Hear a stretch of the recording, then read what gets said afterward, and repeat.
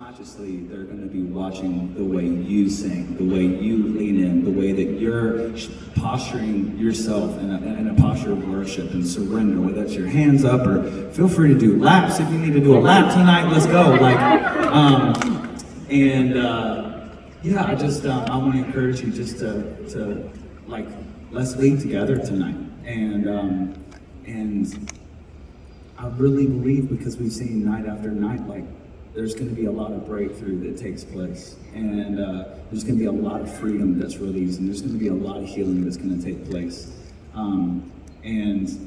We have countless testimonies night after night of these things happening, and the coolest part is that it has nothing to do with the special prayer that I pray. It's not because I'm here, it's because God's here, and He's doing it for you guys.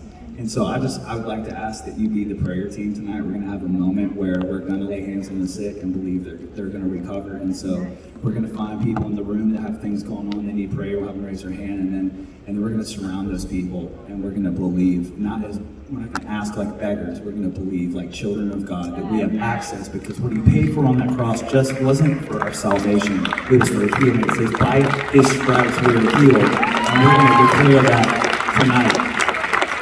And like I said, this is like the past few years, this is newer for me. I mean, my cheeks still get tight when I go to pray, because it's nerve-wracking. It's uncomfortable. A lot of the church shies away from it because it's like, well, what if it doesn't happen? But I'm just like, dude, what if it does? I told you, Micah had that disease for 5 years. You think if we would, what would happen if we just stopped praying? It's like, dude, I don't know, man. To me, I think 5 years is that's just your lot in life. I think God hates that way of thinking. If it's not in the mind of Christ, it doesn't need to be in ours. And I believe, God didn't give him that disease. Every good and perfect gift comes from God. Amen. The thief came to steal, kill, and destroy. You know where that disease came from? The pit of hell. Pit of hell, that's right. And it's God's heart to heal. I don't know when, I don't know necessarily how, but I do know that He does. He has and He will. And sometimes He heals in a moment, sometimes He heals over time progressively, and sometimes He heals with heaven, and that's our eternal hope. And it's hard to think about that, but that's still a gift in itself.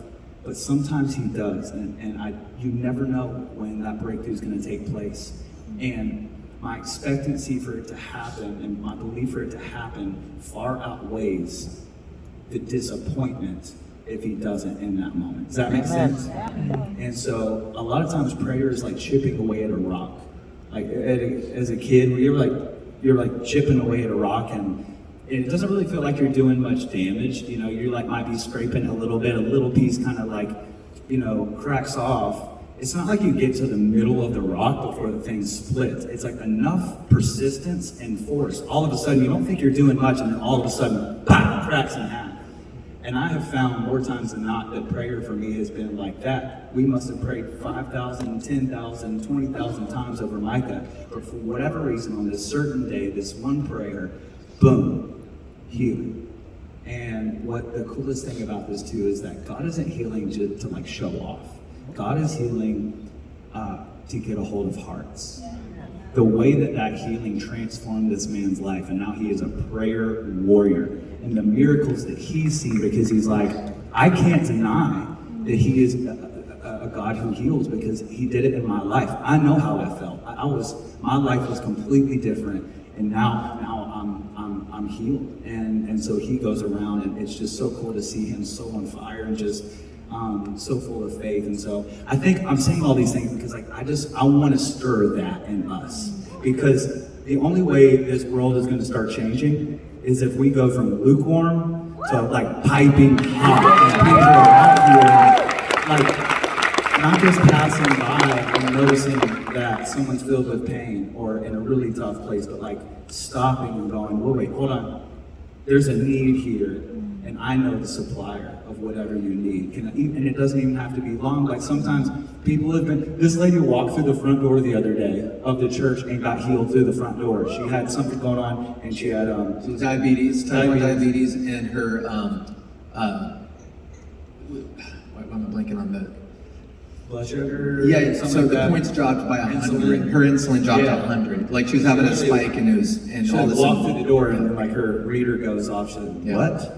Like, and it's just like, And also in Las Vegas, our first show on this tour, a woman came out running to me in the lobby saying, I have AFib, I've had it since I was 6, I flatlined when I was 6, and I was having an episode that night. She said, in that moment, she knew that either her heart was gonna stop, she was gonna go into cardiac arrest, or God was gonna heal her.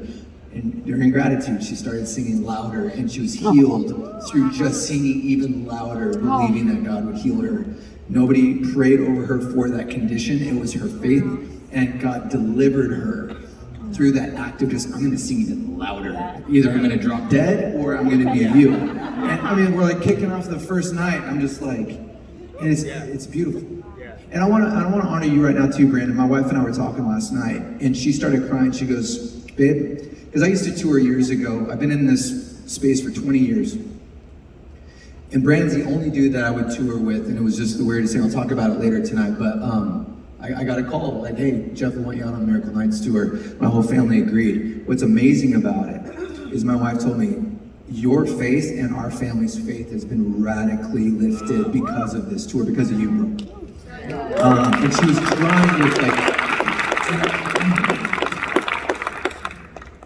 to see my kids go through the stuff they're going through, 12, 10, and 8, and to feel kind of helpless so many times as a dad, just trying to figure it out.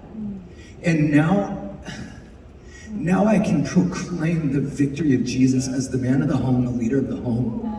And because of Brandon's faith and leadership, servant leadership, I've delivered my son from anxiety. I've delivered my wife from migraines.